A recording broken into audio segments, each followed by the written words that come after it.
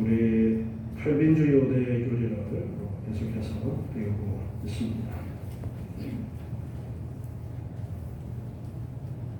예정에 대한 문제를 가지고 이의 제기를 했던 알미니우스 주의자들에 대해서 도르트 회의에서 정리를 하게 되어진 내용을 간추린 것이 칼빈주의 5대 교리라고 했습니다. 예정, 하나님께서 구원할 자를 미리 정해 놓으셨다. 이것이 예정인데요. 하나님이 구원할 자를 미리 정해 놓으신 이 예정을 알미니우스 주의자들도 인정을 해요. 그런데 알미니우스 주의자들이 주장하는 예정은 예지 예정이라고 해서 그 사람이 구원받을 만한 선을 행하고 의를 행할 것을 하나님이 아시고 창세전에 그 사람을 구원하기로 예정하셨다라는 것이 그들의 주장이고, 칼빈주의에서 가르쳐 주고 있는 성경에서 이제 정리되어진 예정에 대한 올바른 내용은 하나님께서는 그 사람이 어떻게 될 것을 아시고 예정하신 것이 아니라 전적으로 하나님의 주권에 의해서, 지난주에 제가 로마서 9장 말씀 집에 가셔서 읽어보시라 말씀을 드렸었는데 거기에 보면 토기장이의 비유가 나와요. 그래서 토기장이가 흙을 가지고 어떤 그릇을 만들까를 결정해서 그릇을 만드는 것처럼 전적으로 하나님의 의지에 의해서 구원할 자를 정하시는 것이다. 그것이 바로 칼빈주의에서 가르쳐주고 있는 예정입니다. 지난주에 두 번째 교리를 배우면서 그 부분을 정리를 했었습니다. 첫 번째 교리는 인간이 전적으로 타락했다라는 거예요. 인간이 전적으로 타락했느냐, 그래도 조금의 가능성이 있느냐라는 이 문제로부터 출발을 해서 이 예정의 문제를 해결해 나가는 거예요. 그래서 인간이 전적으로 타락했느냐 아니면 조금의 가능성이 남아있느냐, 여기에 알미니우스 주의자들과 의견이 갈라졌습니다. 그래서 성경을 보면 인간이 모든 사람이 죄인이다라는 것을 분명하게 가르쳐 주고 있습니다. 그리고 무엇보다가 예수님께서 일반적인 생육법을 통해서 인간으로 이 땅에 오신 것이 아니라 하나님의 새로운 창조의 역사를 통해서 사람의 몸으로 이 땅에 태어나시게 되었다라는 거예요. 그래서 우리는 사도신경에서 동정녀 마리아의 태에 성령으로 잉태되셨습니다 라는 것을 사도신경에서 고백을 합니다. 이것은 교회의 역사 오래전부터 우리가 예수님에 대해서 어떻게 고백할 것이냐를 정리해 온 결과예요. 그래서 동정녀, 남자와 관계를 하지 않은 그 처녀의 몸에 성령으로 잉태가 되셨다. 정자와 난자의 만남이라는 일반적인 생육법이 아니라 성령으로 그 태중에 태아가 만들어지도록 하셔서 단지 마리아의 태 안에서 자라서 나오도록 하신 그러한 방법으로 이 땅에 사람으로 예수님께서 오시게 되어진 것도 모든 아담의 후손으로 태어난 인간들은 죄악으로 죽음의 상태에 있는 것이기 때문에, 완전히 타락한 상태에 있는 것이기 때문에, 그래서 하나님께서는 동정녀 안에 성령으로 잉태된 새로운 사람을 만드셔서 그 사람이 사람의 죄값을 치르도록 하시는 하나님의 공의를 만족시키도록 그렇게 하셔서 우리를 구원해 주신 거예요. 그래서 인간의 타락이 전적인 타락이다. 제가 그래서 이것을 죽음이라는 단어로 접근해서 설명을 드렸죠. 그래서 모든 사람들은 죽음, 아담과 하와가 선악과를 따먹은 그 죄악의 결과 죽음의 상태에 있다. 그 모든 일반적인 생육법으로 태어난 후손들은 다 아담과 동일한 죄악 가운데 죽음의 상태에 있기 때문에, 그래서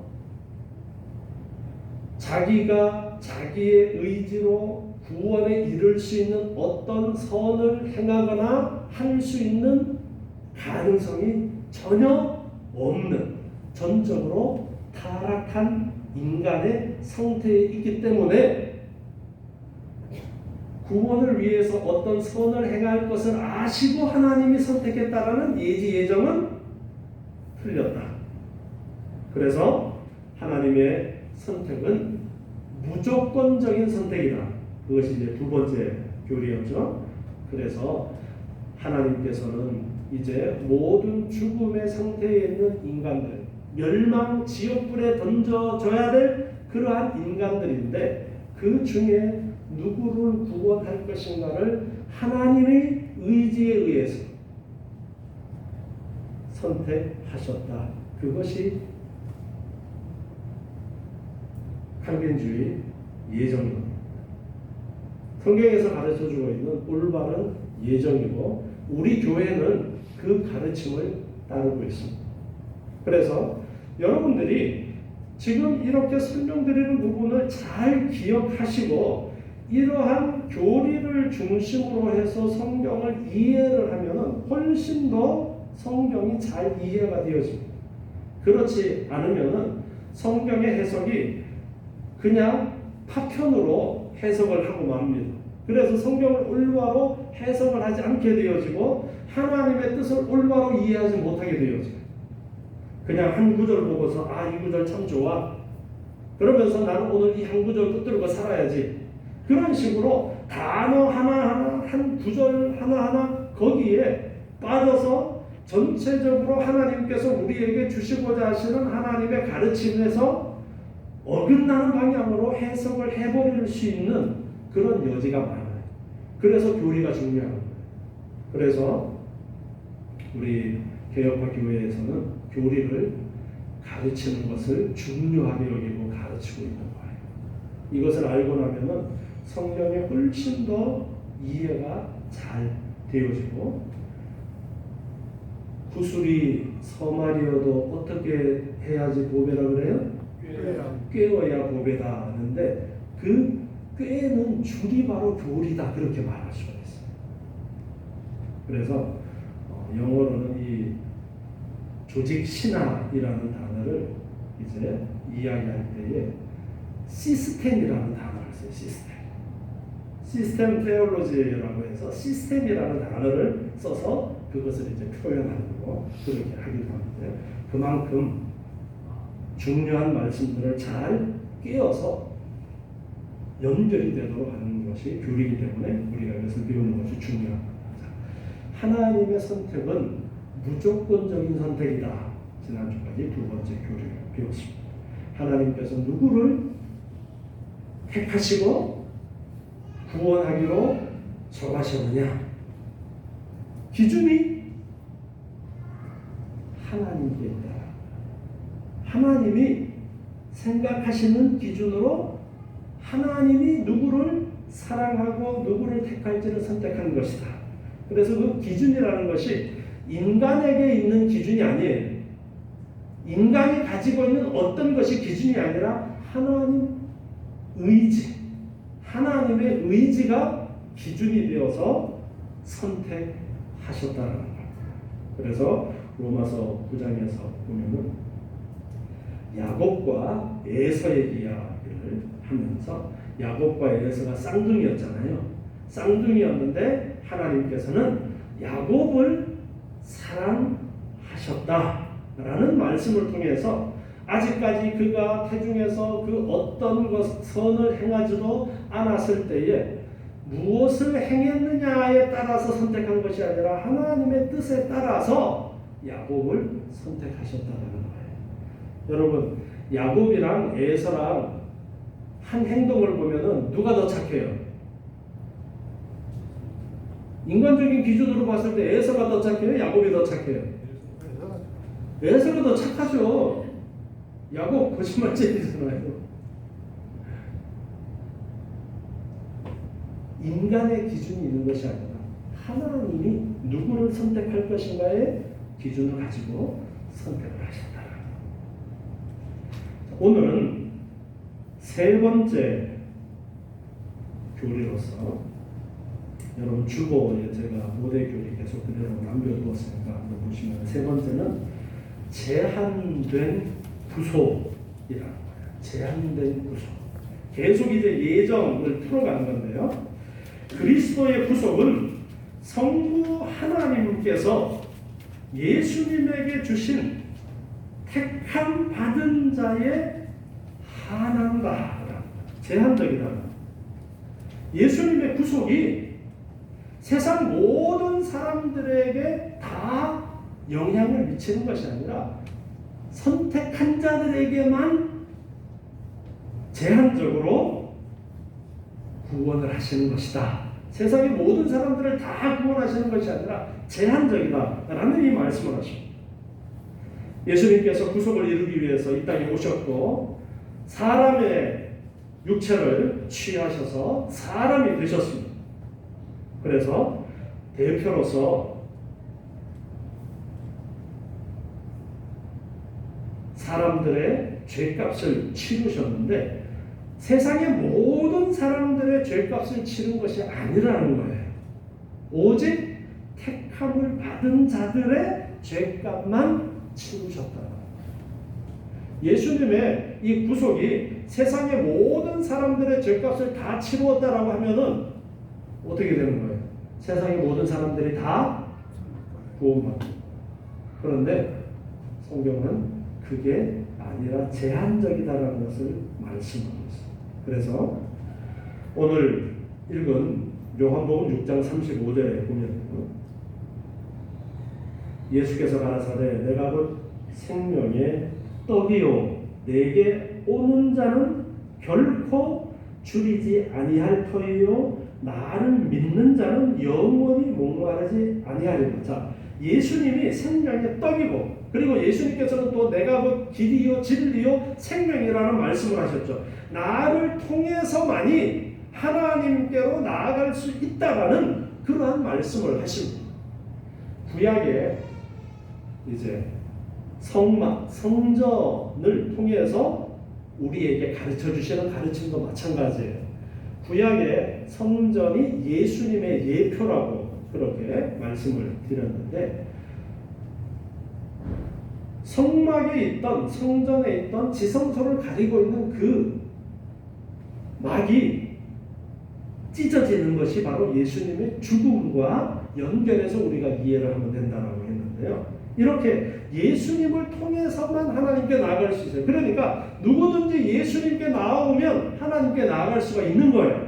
자, 그런데 그 누구든지가 제한적이라는 것을 말씀을 하는데요. 예수님이 생명의 떡이어서 예수님께로 오면은 예수님께로 와서 예수님을 먹으면 성찬을 통해서 이 먹는 것으로 또 가르쳐주고 있잖아요. 예수님의 생명의 떡이어서 예수님을 먹으면 사는데 36절에 보니까 그러나 내가 너희더러 이르기를 너희는 나를 보고도 믿지 아니하는도다 하였느니라. 예수님 당시 예수님을 믿지 않는 그들을 향해서 말씀하시는 거죠. 37절에 보니까 아버지께서 내게 주시는 자는 다 내게로 올 것이요. 아버지께서 내게 주시는 자라는 제한적인 표현을 사용하고 계셔요.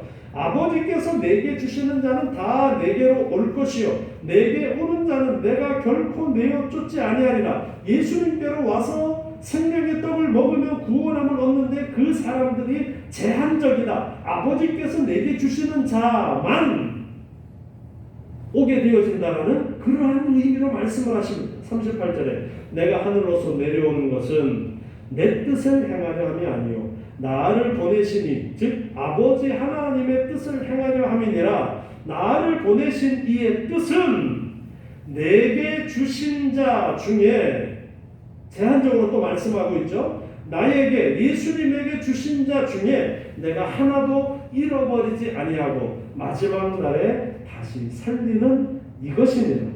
내 아버지의 뜻은 아들을 보고 믿는 자마다 영생을 얻는 이것이니 마지막 날에 이를 다시 살리리라 하시니라. 자, 예수님을 보고 믿기만 하면은 영생을 얻지만 아무나 다 예수님을 보고 믿지는 않는다. 지금 너희들은 나를 믿지 않는다. 그러나 아버지가 나에게 주신 자는 다 믿을 것이다. 이렇게 구분을 하고 있고요. 제한을 하고 있습니다. 그래서 누구를 예수님께서 속죄하시고 구속하시느냐 하니까 하나님 아버지께서 예수님에게 맡겨주신 자라는 제한을 하고 있습니다. 그래서 세 번째 교리가 제한된 구속이라는 정리를 하게 되어졌는데요. 또 다른 성경 구절 한번 보면 요한복음 10장 14절 말씀입니다. 요한복음 10장 14절. 이제 목자에 비유해서도 설명을 하십니다. 나는 선한 목자라 내가 내 양을 알고 양도 나를 아는 것이 아버지께서 나를 아시고 내가 아버지를 아는 것 같으니 나는 양을 위하여 목숨을 버리노라. 또 이 우리에 들지 아니한 다른 양들이 내게 있어 내가 인도하여야 할 터이니 저희도 내 음성을 듣고 한 무리가 되어 한 목자에게 있으리라. 아멘. 자, 여기 예수님께서 내 양이라는 표현을 쓰고 나는 양을 위하여 목숨을 버린다. 여기에 양을 위하여 목숨을 버린다 그럴 때에 누구의 양을 말씀하시는 거예요? 남의 양이요? 내 양. 예수님께 주어진 양. 그러면서 아직 우리에 들지 아니한 다른 양들도 있다. 이제 아직까지 이 우리 안에 들어오지 않은, 즉 나중에 이 우리 안으로 들어오게 될 그 미래의 교회에 대해서까지 예수님께서 말씀을 하면서 제한적인 구속을 분명하게 말씀을 하고 있습니다. 그리고 26절에 가서 보면요, 10장 26절에 너희가 내 양이 아니므로 믿지 아니하는도다. 왜 안 믿느냐? 너희가 안 믿는 이유는 내 양이 아니기 때문이다. 이렇게 말씀하면서 예수님의 구속의 제한성을 말씀하고 있습니다. 요한복음 17장 1절부터 또 말씀을 보시면요. 요한복음 17장 1절부터 말씀이에요. 요한복음 17장 1절. 예수께서 이 말씀을 하시고 눈을 들어 하늘을 우러러 가라사대. 이제 기도하시는 장면인데요. 아버지여, 때가 이르렀사오니 아들을 영화롭게 하사 아들로 아버지를 영화롭게 하게 하옵소서. 아버지께서 아들에게 주신 모든 자에게, 역시 여기도 제한적으로 말씀하고 있죠. 아들에게 주신 모든 자에게. 여기에서 이 구절을 보면서 모든 자라 그래서 모든을 보면서 예수님께서는 모든 사람들을 위해서 오신 것이다. 그런 식으로 해석을 해버릴 수도 있는 거예요. 그런데 구절들을 앞뒤 관계를 보고 다른 구절들을 보면서 볼 때에 예수님의 구속은 제한적이라는 것을 분명하게 말씀하고 있죠. 아들에게 주신 모든 자죠. 모든 자에게 영생을 주게 하시려고 만민을 다스리는 권세를 아들에게 주셨음이로소이다. 영생은 곧 유일하신 참 하나님과 그의 보내신 자 예수 그리스도를 아는 것이니이다. 아버지께서 내게 하라고 주신 일을 내가 이루어 아버지를 이 세상에서 영화롭게 하였사오니 아버지여, 창세 전에 내가 아버지와 함께 가졌던 영화로서 지금도 아버지와 함께 나를 영화롭게 하옵소서. 세상 중에서 내게 주신 사람들에게, 역시 제한적으로 말씀하고 있죠. 내가 아버지의 이름을 나타내었나이다. 저기는 아버지의 것이었는데 내게 주셨으며, 이제 성부 하나님께서 예수님에게 구속할 자를 이제 주셨다라는 그 표현을 하면서 역시 제한적으로 설명을 하고 있죠. 저희는 아버지의 말씀을 지켰나이다. 지금 저희는 아버지께서 내게 주신 것이 다 아버지께로서 온 것인 줄 알았나이다. 나는 아버지께서 내게 주신 말씀들을 저희에게 주었사오며 저희는 이것을 받고 내가 아버지께로부터 나온 줄을 참으로 아오며, 이제 예수님이 성부 하나님께로부터 나왔다라는 표현을 여기에서 이제 하고 계시면서 예수님이 하나님의 아들이시다라는 그런 말씀을 하는 거예요. 아버지께서 나를 보내신 줄도 믿었사옵나이다. 내가 저희를 위하여 비옵나니 내가 비옵는 것은 세상을 위함이 아니요 내게 주신 자들을 위함이니라. 분명하게 말씀하고 있죠. 세상을 위한 것이 아니라, 내가 지금 기도하는 것은 세상 모든 사람들을 위한 것이 아니라 내게 주신 자, 제한적으로 내게 주신 자들을 위해서 내가 기도하고 있다라는 것을 분명하게 이렇게 말씀하고 있습니다. 이렇게 예수님께서 이 땅에 오셔서 구속의 대업을 이루셨지만, 그 구속의 대업은 세상의 모든 사람들을 위한 것이 아니라 택한 자들을 위한 구속이라는 거예요. 제가 앞에서 아브라함의 모든 후손들, 즉 일반적인 생육복으로 태어난 모든 사람들은 아브라함이 선악과를 따먹은 그 죄에서 자유로울 수 없다라는 말씀을 드렸어요. 아브라함과 무엇으로 연결이 되어져 있어요? 우리가 흔히 이야기하는 피로 연결이 되어져 있어요. 그래서 아브라함의 죄에서 자유로울 수가 없어요. 자, 그러면 예수님께서 이 땅에 오셨습니다. 예수님께서 새로운 두 번째 아담으로 오셔서 대속, 죄값을 대신 치르시는 그 일을 하셨는데, 자, 그러면 예수님과의 접점이 있어야 되죠. 예수님과의 접점. 무엇으로 예수님과 연결이 되어질 수 있느냐? 아담과는 피로, 예수님과는 예수님께 나오고 예수님을 믿음이라는 것을 통해서, 예수를 믿음이라는 것을 통해서 예수님과 이제 연결이 되어지고 예수님 안에 있게 되어지는 거예요. 그래서 성찬이 우리가 예수 그리스도 안에 있는 것을 시각적으로 또 만져보고 맛보면서 배우도록 해주신 것이 성찬이라는 거죠. 우리가 예수 그리스도의 피를 먹고 예수 그리스도의 살을 먹고, 진짜 피 진짜 살은 아니지만 거기에 의미를 부여해서 예수 그리스도의 피와 살을 먹음으로써 우리가 예수 그리스도와 하나 되었고 예수 그리스도 안에 있다는 것을 가르쳐 주신 것이 성찬이라고 했어요. 이처럼 이제 예수를 믿음이라는 연결고리를 통해서 예수님과 연결이 되어지는데, 예수를 믿지 않는 사람은 구원받지 못합니다. 예수를 믿는 자만 구원을 얻는데, 그 믿는 자도 하나님이 정해 놓으신, 하나님이 선택한 자만 믿을 수 있게 되어진다. 그런 결론이 내려지는 거예요. 그러면은 믿지 않는 사람들은 하나님이 나를 선택하지 않아서 내가 못 믿는 거야, 그런 생각할 수 있겠죠. 그게 인간적인 생각이 되어지는 거예요.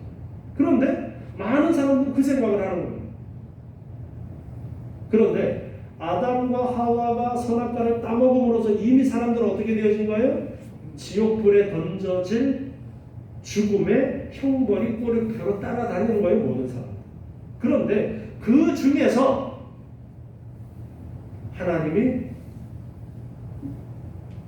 사랑으로 선택한 자가 구원함을 받는 것이지, 하나님이 너 살았는데 죽여서 너는 지옥불에, 그게 아니라는 것을 우리가 분명하게 이해해야 돼요.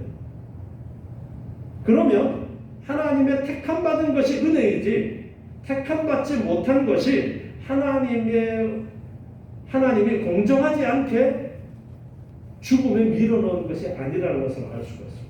하나님은 공의의 하나님이시기 때문에 정확하게 죄의 형벌로서 지옥불에 던져져야 될 인간들 중에 하나님께서 사랑으로 택함을 받고 예수 그리스도를 보내주셔서 하나님의 자녀가 되는 엄청난 은혜를 내려주셨다는 것을 아셔야 돼요. 네 번째 교리가 보면요, 네 번째 교리를 한번 보세요. 네 번째 교리는 뭐냐면 불가항력적 은혜 혹은 성령의 유효한 부르심, 그렇게 되어 있어요. 불가항력적 은혜. 이 불가항력적 은혜라는 것은 뭐냐면은 하나님이 우리를 구원하시고자 미리 예정하셨고 선택한 그들에게 구원의 역사가 이제 일어나는 그 은혜를 거부할 수 있느냐 없느냐의 문제를 이야기합니다. 하나님이 우리를 구원하시는 그 은혜를 주시는 것을 내가 나는 됐어요, 나는 구원받지 않겠어요, 나 살리지 마세요. 여러분, 여름 되면은 물에 빠져서 죽는 사람들이 많이 생겨나는데, 물에 빠진 사람을 건져가지고 심폐소생술을 막 하면서 있어요. 그런데 그 의식이 없는 사람이 나는 살리지 마세요, 나 심폐소생술 하지 마, 그럴 수 있어요? 다른 의료 행위는 동의를 받아서 하지만 의식이 없는 상태에서는 동의를 받지 않고 살려내는 거예요. 자, 이런 식으로 이해를 하면은 이해가 한층 쉬워집니다. 자, 첫 번째 교리가 뭐였어요? 전적 타락이었죠. 그건 죽음이라고 그랬죠. 죽음의 상태에 있는 사람이 하나님이 새로운 생명을 주시는 것을 거부할 수 있느냐 없느냐? 있겠어요 없겠어요? 없는 거예요. 그래서 첫 번째 교리가 그만큼 중요하게 이제 다루어져야 된다는 거예요. 전적으로 타락했기 때문에 거부를 할 수도 없고 내가 내 의지로 선을 행할 수도 없는 거예요. 그래서 하나님께서 성령을 통해서 이제 우리를 거듭나게 하시는 그 사역을 그 누구도 거부할 수가 없다는 거예요. 그런데 알미니스주의자들은 조금 남아있었잖아요. 전적 타락이 아니라 조금 남아있었기 때문에, 그렇기 때문에 또 인간이 자유의지로 거부할 수 있다라고 단순하게 인간적인 생각으로만 자꾸만 성경을 해석을 해 나가다 보니까 그런 문제가 생겨나게 되어진 거예요. 우리가 일반적으로 생각했을 때에도 거부할 수 있을 것 같잖아요. 그런데 거부할 수 없는 이유가 첫 번째, 전적으로 타락이고 죽음의 상태에 있기 때문에 생명을 다시 부여해 주시는 그것을 거부할 수도, 나 살려주세요 할 수도 없다라는 것을 우리가 알아야 됩니다. 로마서 8장 14절에 보면 무릇 하나님의 영으로 인도함을 받는 그들은 곧 하나님의 아들이라. 이렇게 하나님의 영, 성령을 통해서 인도하심을 말씀하고 있습니다. 지금 앞에서 이야기할 때는 성부 하나님께서 성자 하나님에게 이제 구속받을 자를, 예정한 자들을, 택한 자들을 맡기셨다라는 표현이 나왔고, 성령의 사역 부분에 대해서 언급이 별로 없었는데 지금 다루는 것은 성령의 사역도 함께 이루어진다라는 것을 우리가 볼 수가 있는 거예요. 그래서 하나님의 성령으로 인도함을 어디로 인도하는 거예요? 누구에게로 인도하는 거예요? 예수님께로. 그래서 그들이 하나님의 아들이 된다라는 것입니다. 고린도전서 6장 11절 말씀. 고린도전서 6장 11절. 주 예수 그리스도의 이름과 우리 하나님의 성령 안에서 씻음과 거룩함과 의롭다 하심을 얻었다. 성령 안에서 죄의 씻음을 받고 거룩하다라고 인정을 받고 의롭다라고 인정함을 받게 되어진 것이 성령을 통해서 이루어진 것이다. 그렇게 가르쳐주고 있습니다. 고린도전서 12장 3절 말씀을 또 보시면요. 고린도전서 12장 3절입니다. 그러므로 내가 너희에게 알게 하노니 하나님의 영으로 말하는 자는 누구든지 예수를 저주할 자 하지 않고 또 성령으로 아니하고는 누구든지 예수를 주시라 할 수 없느니라. 아멘. 성령으로 아니하면은 예수를 주님으로 고백할 수 없다라는 거예요. 예수님을 주님으로 맞이할 수 있게 되어진 것이 내가 예수를 주님이라고 고백하니까 내가 한 것 같지만 그 이전에 뭐가 있었느냐 하니까 죽어있던 나를 살려내신 성령님의 역사가 있었고 나에게 예수 그리스도를 주라 고백할 수 있도록 이끌어주시는 또한 성령님의 역사가 있어서 예수를 주라고 고백하는 지금 내 고백이 있고 내 믿음이 있다라는 것을 가르쳐주고 있습니다.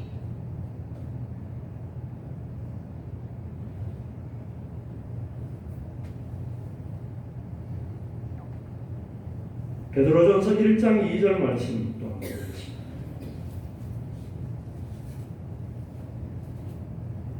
베드로전서 1장 2절 보면 곧 하나님 아버지의 미리 아심을 따라 성령의 거룩하게 하심으로 여기에 미리 아심이라는 단어가 나오니까 이 단어를 가지고 예지 예정을 이제 주장하기도 하는데요. 전체적으로 보면은 여기에 있는 미리 아심이라는 것이 이 미리 아심 때문에 예정하셨다라는 그런 의미를 말씀하려고 하는 것이 아니에요. 하나님 아버지의 미리 아심을 따라 성령의 거룩하게 하심으로 하나님께서 미리 예정하셨고 미리 선택하셨다라는 거예요. 미리 예정하시고 미리 선택하신 자를 성령을 통해서 거룩함으로 이끄신다라는 것을 말씀하고 있어요. 그래서 성령의 거룩하게 하심으로 순종함과 예수 그리스도의 핏부림을 얻기 위하여 택하심을 입은 자들에게 편지하노니 은혜와 평강이 너희에게 더욱 많을지어다. 이렇게 성령을 통해서 이제 믿음으로 나아갈 수 있도록 그렇게 이끄신다라는 것을 가르쳐주고 있습니다. 이렇게 성령 하나님을 통해서 죽은 우리를 살려서 믿음을 가지도록 해주시는데요. 요한복음 3장 말씀을 한번 보겠습니다. 여기에 중생에 대해서 가르쳐 주시는데요. 요한복음 3장 3절이에요. 예수께서 대답하여 가라사대 진실로 진실로 내게 이르노니 사람이 거듭나지 아니하면 하나님 나라를 볼 수 없느니라. 거듭나야 된다. 다시 태어나야 된다라는 말씀을 하는 거예요. 그랬더니 니고데모가 말합니다. 사람이 늙으면 어떻게 날 수 있었나이까? 두 번째 모태에 들어갔다가 날 수 있습니까? 거듭남을 그렇게 이해를 한 거죠. 다시 엄마 뱃속에 들어갔다가 나오는 것으로 이해를 한 거예요. 그랬더니 5절에서 예수님께서 말씀하십니다.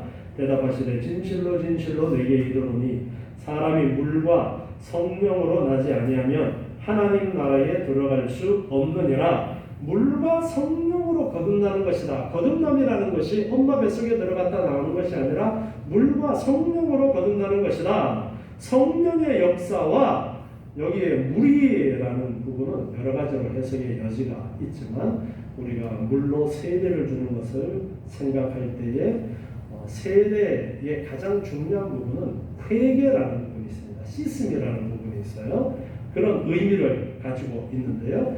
죄 씻음과 성령의 인도하심을 말씀하고 있는 거예요. 그런데 회개 자체도 사실은 성령의 역사하심이 없이는 이루어질 수 없는 것이고, 성령의 역사하심으로 우리가 거듭나고 하나님의 나라에 들어갈 수 있다는 것을 말씀하고 있어요. 6절에 보니까 육으로 난 것은 육이요 성령으로 난 것은 영이니 내가 네게 거듭나야 하겠다는 말을 기히 여기지 말라. 바람이 임의로 불매 내가 그 소리를 들어도 어디서 오며 어디로 가는지 알지 못하나니 성령으로 난 사람은 다 이러하니라. 성령으로 거듭나야 된다는 말씀을 하시고, 성령으로 거듭난 것이 겉으로 쉽게 드러나는 그런 것은 아니다라는 말씀을 하고 있어요. 바람이 부는데 바람이 어디서부터 시작됐는지 우리 눈으로 보여요? 안 보이잖아요. 바람이 불면 불기는 부는데 어디서부터 시작되었는지 몰라요. 그것처럼 성령으로 거듭난 사람도 겉으로 분명하게 쉽게 어떤 시작점을 알 수는 없지만 성령으로 거듭난 사람이 예수 그리스도를 믿는다라는 그러한 모습들이 또 드러나기도 하고 그렇다라는 거예요. 그래서 성령으로 거듭나야 되어진다라는 것을 가르쳐 주시고요. 디도서 3장 5절에도 말씀하고 있어요. 디도서 3장 5절에 보면 우리를 구원하시되 우리의 행한 바 의로운 행위로 말미암지 아니하고, 우리의 행위로 말미암은 것이 아니라는 거예요. 오직 그의 긍휼하심을 조차 중생의 씻음과 성령의 새롭게 하심으로 하셨나니, 여기에 중생의 씻음이라는 것이 요한복음의 물과 성령 이야기할 때에 물에 해당하는 것으로 그렇게 볼 수가 있어요. 중생이라는 씻음과 성령의 새롭게 하심, 즉 새롭게 하시는데 성령 하나님의 역사가 있었다라는 것을 말씀하고 있습니다. 이처럼 성령께서 중생, 다시 태어나는 것, 중생이 다시 태어나는 거예요? 거듭나는 거예요? 다시 태어나도록 하시는, 죽어 있었기 때문에 다시 생명을 부여해서 새로운 두 번째 사람이 되어지도록 하시는 역사는 성령으로 말미암아 되어지고, 성령으로 역사하심을 받은 자가 이제 예수를 믿습니다. 고백하고 예수님께 나올 수 있는 거예요. 에베소서 2장 1절에 계속해서 우리 살펴보았던 말씀인데요. 너희의 허물과 죄로 죽었던 너희를 살리셨다. 아담의 범죄로 말미암아 죽었던, 우리의 죄악으로 말미암아 죽음의 상태에 있던 너희를 살리셨다. 그렇게 말씀하고 있습니다. 골로새서 2장 13절에서도 보면요. 골로새서 2장 13절에 너희의 범죄와 육체의 무할례로 죽었던 너희를 하나님이 그와 함께 살리시고 우리에게 모든 죄를 사하시고, 그렇게 말씀하고 있습니다. 이처럼 성령 하나님께서 역사하셔야 거듭나게 되어져요. 그런데 이 거듭남의 역사를 우리가 거부할 수 있느냐? 죽었기 때문에 거부할 수 없고, 하나님이 택한 자는 때가 되어지면 믿게 되어져요.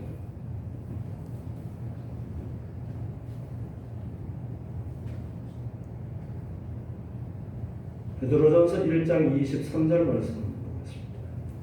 베드로전서 1장 23절 너희가 거듭난 것이 썩어질 씨로 된 것이 아니요 썩지 아니할 씨로 된 것이니 하나님의 살아있고 항상 있는 말씀으로 되었느니라. 이 거듭남에 대해서 말씀하면서 하나님의 말씀으로 거듭남의 역사가 일어난다라는 것을 가르쳐 주십니다. 우리가 이 칼빈주의 5대 교리에서 예정이라는 단어를 통해서 구원을 가르쳐 주고 있는데요. 이 구원이 사람이 하는 일이냐 하나님께서 하는 일이냐라는 질문을 던졌을 때에 우리는 뭐라고 답할 수 있어요? 구원은 누가 하는 거예요? 하나님이 전적으로 하시는 일이다 라고 답할 수 있어야 돼요. 왜? 죽은 자에게 새로운 생명을 주시고 활동하도록 하시고 모든 게 다 하나님께서 주신 것이 있어야 가능한 일들이에요. 그런데 하나님께서 이렇게 예정한 자, 선택한 자를 믿음으로 이끄시는 데에 전도를 사용을 하신다. 전도를. 아니 믿을 자 다 정해져 있으면 그냥 때가 되면 하나님이 다 믿게 하시겠지. 그렇죠. 하나님이 얼마든지 그렇게 하실 수 있어요. 그런데 그러한 일들을 이루시는 가운데에 우리에게 말씀을 전하는, 복음을 전하는 그 일을 우리에게 맡기신 거예요. 그래서 우리가 복음을 전해요.